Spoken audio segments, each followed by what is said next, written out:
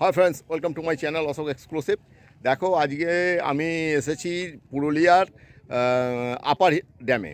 এই পুরুলিয়ার upper dam নিয়ে আমি একটা আলাদা ব্লগ করব বলে আমি ঠিক করেছি, কারণ এই আপার ড্যামটা এতটাই সুন্দর যে এটা একটুখানি টাচ করে গেলে আমার মনে হয় ঠিকমতো হবে না। কারণ এই আপার ড্যাম থেকে যে প্রাকৃতিক যে দৃশ্য, নৈসর্গিক যে দৃশ্য, সেটা যেমন অসাধারণ, তেমনি এখানে যে সানসেট হয়, সানরাইজ হয়, এটাও দেখতে অনেকে আসে। তা আমরা আজকে এসেছি সানসেট দেখতে, সানরাইজ দেখতে আসতে পারিনি, সানসেট দেখতে এসেছি। আর আমাদের নিয়ে এসছি আমাদের সঙ্গে যে এই দুদিন ঘোরাচ্ছে আমাদের দাদা দাদা মানে খুব পাকা ড্রাইভার আর কি।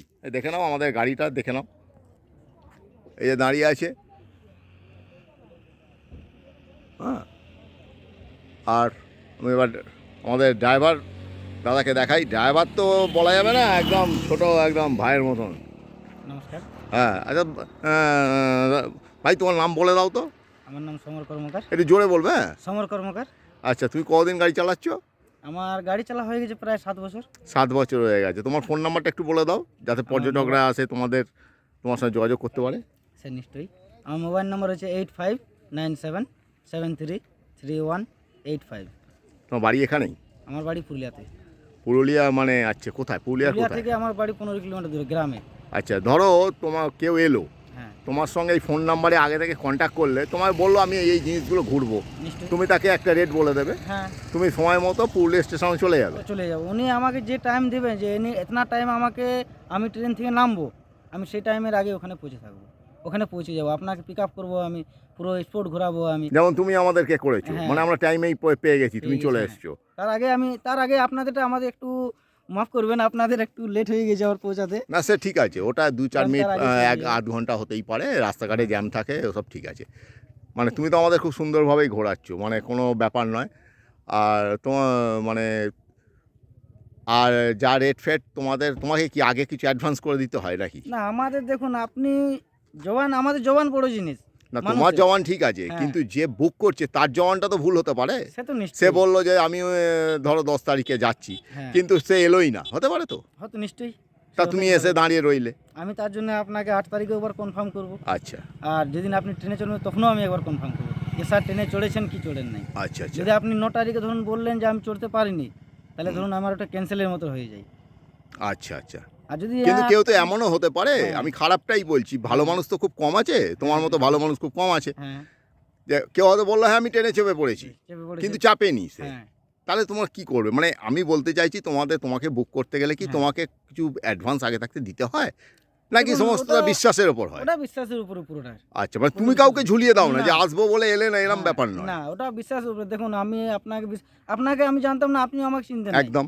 আপনি আমায় ফোন করেছেন, বাবু গাড়ি লাগাতে হবে, আমি লাগিয়ে দিয়েছিলাম। হুম। কিন্তু আপনি তো আপনার সঙ্গে কোনো গল্প আমি এবং করিনি। তোমার সঙ্গে আমার ভালোই পরিচয় হয়ে গেছে। পরিচয় হয়েছে, যা হোক। হ্যাঁ, যেমন আমি ভালো আবার লাগলো কয়েকদিন আপনার বাদে সাথে ঘুরে, আসবো আমারও একটা ভালো লাগলো। অন্য কাজে, আচ্ছা, সেটা একটা কবি সম্মেলনে আসবো, এই 28 তারিখেই আসবো। ওই জন্য তোমাকে জিজ্ঞেস করলাম। ওটা যাই হোক, ওটা অন্য প্রশ্ন, সেটা তো ওরা গাড়ি ফাড়ি ঠিক ওরা করছে। গাড়ি ফাড়ি আপনাদের আমি করবে। বলতে চাইছি, আমি যদি কখনো আসি, হ্যাঁ। তোমাকেই আমি আবার বুক করবো, তাহলে তোমার কোনো খুব, অসুবিধা নেই স্যার। কারণ আমি আমার নাম্বার ফ্যামিলি নিয়ে আপনাকে দেওয়া আসবো। রইলো। এখন তো আমি এসছি অফিসে, বুঝতেই পারছো আমাদের রকম সকম দেখে। আমার নম্বর আপনাকে দেওয়া রইলো, হ্যাঁ। ওই নম্বরে ফোন করলে আমাকে আচ্ছা আচ্ছা, ঠিক আছে। আর আরেকটা কথা বলো, এখানে যে যে হোটেলগুলো আছে, হ্যাঁ, সেই হোটেলগুলো বুক করতে গেলে কি সিস্টেম? মানে এগুলো তুমি পাবলিকের জন্য বলো আর কি। এটা পাবলিকের জন্য আমি বলছি। ধরুন আপনারা কন্ট্যাকচুয়ালি আসেন, হুম। অনেক স্যাররা আসেন, কন্ট্যাকচুয়ালি আসেন। ধরুন আপনি এসেছেন, আপনার কন্ট্যাক্ট ছিল, আরও কেউ আসতে চাই। হুম। ধরুন আপনি এসেছেন, আপনি ঘুরে ফিরে গেলেন, আপনার ভালো লাগলো, হুম। আপনি 2-4 জনকে বললেন, উনি বললেন, আপনি একটা পরিচয় করিয়ে দিন ওখানে। ধরুন না, আমার সেটা আমি নাম্বারটা বলতে দিলেন। চাইছি না, ধরুন হ্যাঁ, নতুন আমি কেউ ওটাই আসবে। ওটাই বলছি স্যার। হ্যাঁ। ধরুন আপনি আমার নাম্বারটা দিলেন, এবারে আমি হোটেলের সাথে ওনাদের যোগাযোগ করাই দেবো।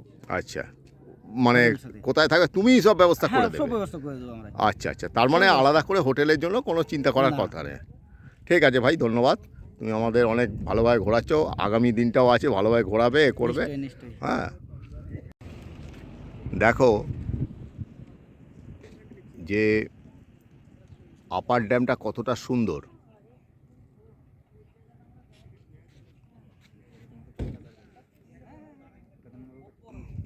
এটা কিন্তু বিশাল বড় ড্যাম, আমি এটাকে জুম করে দেখাচ্ছি। আর এই যে মাঝখানে দেখছো, এগুলো কিন্তু সোলার প্যানেল লাগানো আছে। দেখো ছোট ছোট লোক দাঁড়িয়ে আছে দুটো, এটা কিন্তু সোলার প্যানেল করা আছে, যেখানে বিদ্যুৎ তৈরি হয়। এখানে আমাদের যে ড্রাইভার দাদা আছে সেই এখানকার লোকাল ছেলে এবং গাইড, তোমরা দেখেছো শুনলেও সে কোথায় থাকে ইত্যাদি। আর এইখান থেকে রাস্তা করা আছে, দেখো এখানে একটা বাড়ি মতো করা আছে, এইখানেই সমস্ত কিছু আছে আর কি। এখান থেকেই কানেক্টিং করা আছে, তবে এটা সাধারণ মানুষের জন্য নয়, বিশেষ প্রয়োজনে ওখানকার যারা মানুষ আছেন, যারা ইঞ্জিনিয়ার আছেন, তারাই কিন্তু ওখানে যাতায়াত করেন। আর পেছনে একটা সুন্দর পাহাড়, পেছনে বলবো কেন, এই জায়গাটাই চারিধারে পাহাড়, বিশাল বড় রাস্তা।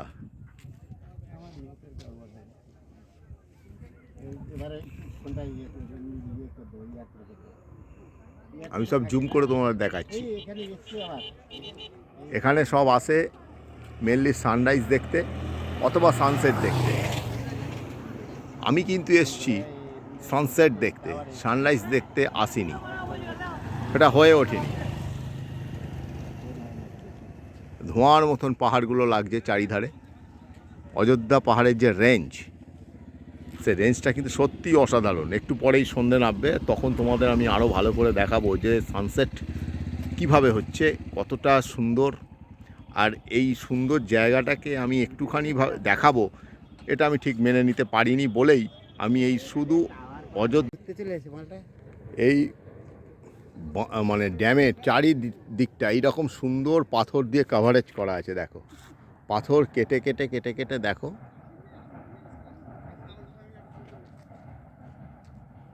পুরো একদম এদিক এবং ওদিক দুদিকটাই।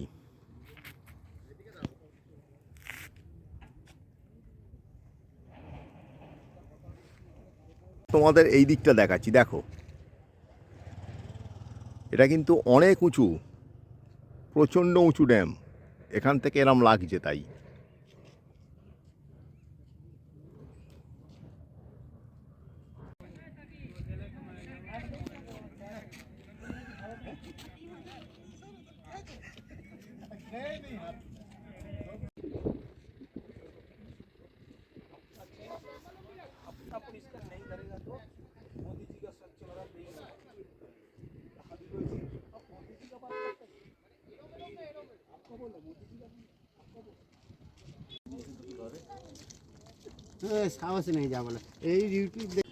দেখো সন্ধে হচ্ছে আর সূর্য কিভাবে অস্ত যাচ্ছে।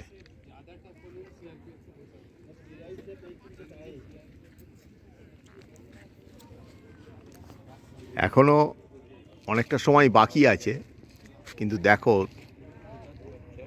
কি সুন্দর দৃশ্য। প্রাকৃতিক দৃশ্য উপলব্ধি করতে গেলে সত্যি বিভিন্ন জায়গায় যেতেই হবে। সব কিছু বাড়ি থেকে ঘরে বসে কিন্তু হয় না। দেখতে পাচ্ছ অসাধারণ।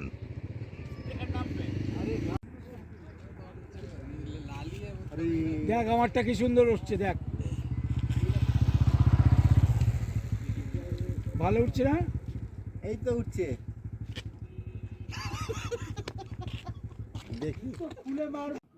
দেখো অসাধারণ নৈসর্গিক দৃশ্য, অসাধারণ। এইটা দেখার জন্যই সমস্ত পর্যটকরা এখানে এসে ভিড় করে।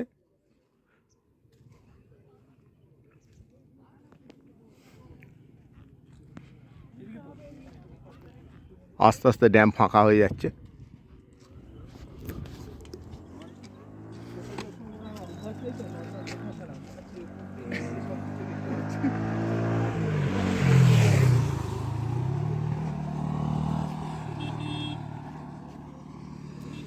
আস্তে আস্তে সূর্য ডুবে যাচ্ছে, দেখো তোমরা।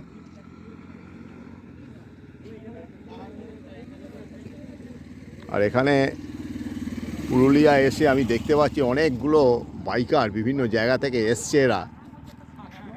এছাড়া রাস্তাঘাটে আমি দেখছি এদিকে আছে তোমার, এদিকে আছে বিভিন্ন বাইকাররা বিভিন্ন জায়গা থেকে এসছে।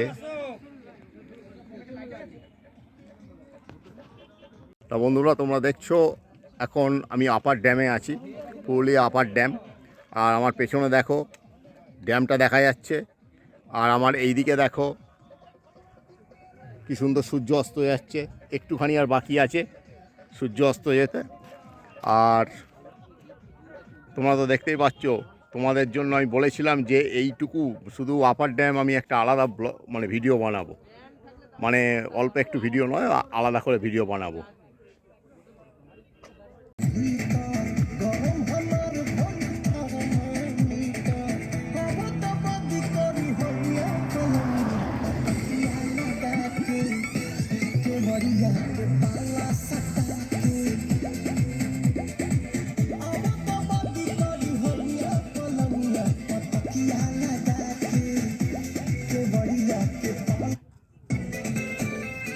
তা বন্ধুরা, যারা তোমরা আমার ব্লগটা দেখলে, আশা করি তোমাদের ভালো লেগেছে। পুরুলিয়া এলে অবশ্যই এই আপার ড্যাম থেকে হয় সূর্যোদয় নয় সূর্যাস্ত তোমরা দেখবে। আর আমার চ্যানেলটাকে অবশ্যই লাইক আর সাবস্ক্রাইব করে দেবে, যাতে অন্যরা দেখতে পায়, দেখার সুযোগ করে দেবে। আর আমাদের রাজ্যের একটি মানে জেলা পুরুলিয়া, এই পুরুলিয়ার প্রতি যাতে মানুষের আগ্রহ বাড়ে, সেটার জন্য চেষ্টা করতে হবে আমাদের। কারণ এটা খুব রুক্ষ সূক্ষ্ম একটা জায়গা। আমি দেখলাম এখানে মানুষের জীবন নির্ধারণ করা খুব কষ্টের, বিশেষ করে যারা আপার হিলে থাকে, খুব কষ্টের। এখানে পর্যটক এলে অনেকটাই সুবিধা হবে। যাই হোক, আজকে আমার ব্লগটি এ পর্যন্তই। Bye bye.